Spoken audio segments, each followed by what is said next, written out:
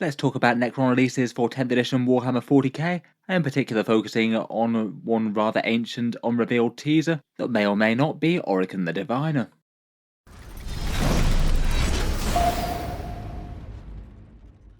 Hello and welcome back to Auspex Tactics, where today we're talking Necrons, and in this video I thought I'd do a quick follow-up to the video that I made a week or so back, talking about possible releases for the faction in the future. As mentioned previously, we know that Necrons are getting at least one new miniature this year, maybe more. Games Workshop confirms that every single one of the first wave of Warhammer 40k codexes are coming with at least one miniature, and we know that Necrons are going to be coming out in winter, sometime alongside the Adeptus Mechanicus. How much any one of these factions is a little bit less certain. Games Workshop do tend to vary their release waves. Sometimes you get really quite big release waves for a faction, where they get multiple different units or supporting characters, but for a lot of codexes coming out, they might just get one single character release. Say, for example, in 9th edition, we had the Tyranids Parasite and Mortrex, the Drukhari Leader Hesperax, or Grey Knights Castell and Crow. My guess would be that Necrons probably aren't going to get a massive release wave. They did have an awful lot of kits back in 9th edition. I think anything that they do get is likely to be at least fairly small, though I suppose we'll see.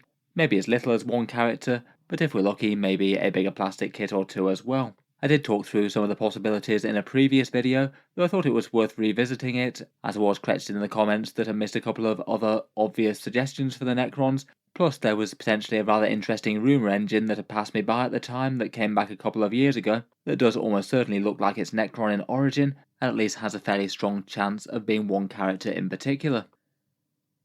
This is the bit in particular. It's a mystery Necron gizmo, as you can see on the right in the rumour engine.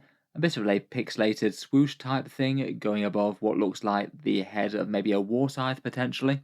Pretty much unmistakably a Necron model from this one for multiple different reasons. It's a rumour engine from really quite a long time ago now. It was back from November 2021, and they don't often tend to foreshadow releases quite this far, even on that rumour engine. That means it came about around about a year after the main Necron releases. It's about 2 years old now, and we've still not seen the miniature that this one relates to. I think the Necrons have maybe had one or two limited edition releases come out since the rumour engine dropped, but maybe nothing enormously significant since the 9th edition release. For the actual details of this thing, the pixelated thing makes it almost guaranteed to be Necron. There just isn't really any other factions in 40k or Age of Sigmar or whatever with that kind of style. You can see the pixelation on multiple different Necron miniatures, particularly out of the newer range. Say for example, the Catan Shard of the Void Dragon has that across his chest, and the Necron Psychomancer has the rather fun, blocky skull that he can generate. The second one in particular looks really reminiscent of that, making a shape out of a bunch of blocks. The piece itself is maybe a little bit confusing though. The bottom of it, that looks like it's actually coming out of the pixelated bit, appears to be the end of a Necron blade.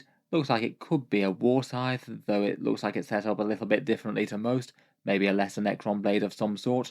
You can see it is a blade though, as it tapers to a point down at the very bottom of the thing, and it's also got the curved sort of Necron appearance that you see in their other power blades. Say this one on the top right is from Illuminor Zeraz, and the one on the bottom is just a generic picture of a war scythe. I'm not sure if it's a rumour engine piece that's just maybe part of a model that isn't fully assembled yet, or otherwise I guess we've got some sort of Necron transdimensional manipulation going on. Could be kind of weird to have the end of a war scythe moving at a different parts to the other bit of it that's on the model somewhere else. It seems that from discussion of this one at the time, people seem to think it was most likely to fit with a redesigned Orikan.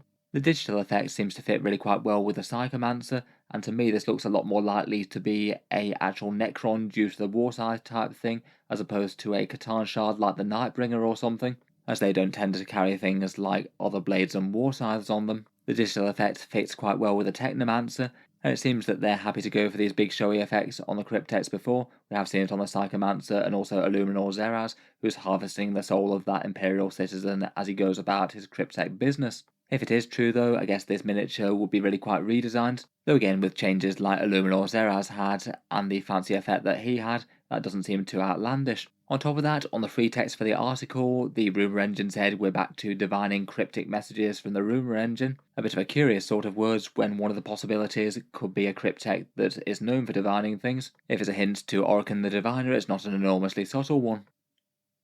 If it is a redesigned kit, it could have some interesting ideas. In 40k at the moment, Orikan's fairly strong and quite usable in blocks of Necron warriors in particular, given the unit of 4+ invulnerable save is rather nice against high AP enemy shooting. But he also gets a rather fun ability called the Stars Are Right. At least back in 9th edition, he had to start out with his initial form and then get empowered to go into rage mode and get some actual quite serious combat abilities for the rest of the game. I feel like one fun thing that they could do to represent that might be to have 2 miniatures and then have him boosted from one to the other. Could be fun, but seems unlikely maybe. I guess it also wouldn't fit with his current rule set so well. I did think it was an interesting thing that I saw discussed on Reddit at the time. Another possibility is that perhaps he could have a dual release with Trazyn the Infinite. They're perhaps two characters that are a little bit more in people's consciousness out of the Necrons due to appearing in that book, The Infinite and Divine. That's perhaps the single most referenced Necron Black Library book that I've heard talked about, and it's centered around Trazyn and Orikan as the leading roles. I feel like regardless, Trazyn the Infinite will be a very popular one for them to remake if they're going to do any of them. He's definitely in a lot more people's consciousness as the slightly insane collector who's known for meddling in all sorts of other races' affairs. He just has some fun lore in Warhammer 40k in general, though his current rules haven't been very kind to him on the tabletop. Otherwise though, plenty of other options for Necron possibilities, a few of which I mentioned last time round. The Locust Destroyers and the Locust Lord could both do with an update, being part of the Green Rod range of Necrons. There aren't many of those surviving now. The regular Locust Destroyers seem fairly simple just to redo in a similar sort of way to the Heavy Destroyer. It was kind of surprising when that came out on its own, but they didn't redo the standard ones. I'm sure they'll be coming at some point, but it's more of a question of when. The Locust Lord is maybe a bit more questionable though, and there's at least a reasonable chance that he might go to Legends at some point, as he doesn't have any currently on sale kit. There's at least a reasonable chance of him phasing out early unless Games Workshop replace him.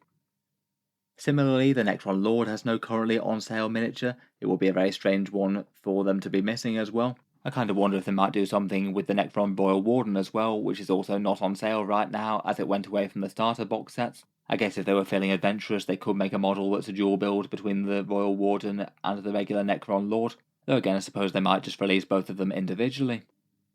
One I forgot to mention last time was the Deceiver and the Nightbringer, definitely some of the oldest miniatures in the Necron range. I feel like these two will be looking at the Void Dragon's shiny miniature with a bit of envy, as he towers over them with all his machine might. Again, I feel like these guys are almost certainly going to get updated at one point or another. It'll be kind of interesting to see what they do with them. I feel like there could be some pretty interesting centerpiece sculpts. I guess that will come with a huge price increase though. Currently they're some of the cheapest Necron points that you can put on the table in terms of money invested to points out, just due to having massive points costs, but being relatively inexpensive fine cast miniatures.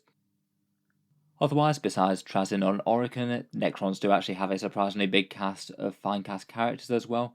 Vargard Oberon and Nemesaur Zandrek, Amrike the Traveller, and Imhotep the Stormlord. I have to admit, I think that these guys will be slightly lower priority than most from Games Workshop, perhaps exactly the sort of filler release that might come out with a token release for Necrons every so often. Again, hopefully that happens on the right side of them getting retired from the range and going to Legends. There does seem to have been a steady creep of that with the fine cast miniatures that Games Workshop makes. In any case though, let me know your thoughts. What Necron miniature would you most like to see from Games Workshop when their codex drops in winter? Let me know down in the comments below, and whether you think that this one represents Orikan the Diviner or something else. If you've enjoyed the video, then feel free to subscribe to Auspex Tactics. We'll certainly keep the regular 40k videos coming. I do tend to post new ones just about every day. I'm sure we'll have more for the Necrons in the future. Finally, if you have been enjoying all the videos on the channel, I would just like to mention that Auspex Tactics does have a Patreon page as well, and you can find that linked in the video description down below. Channel patrons do get a fair few advantages, seeing certain videos early, regular votes to see what sort of things happen next on the channel, and automatic entry into the regular prize giveaways with a chance to win some big model kits each month. If any of that sounds good to you, or you'd just like to help support, the link is down in the video description. In any case, an absolutely massive thank you for listening, and I'll hope to see you guys next time.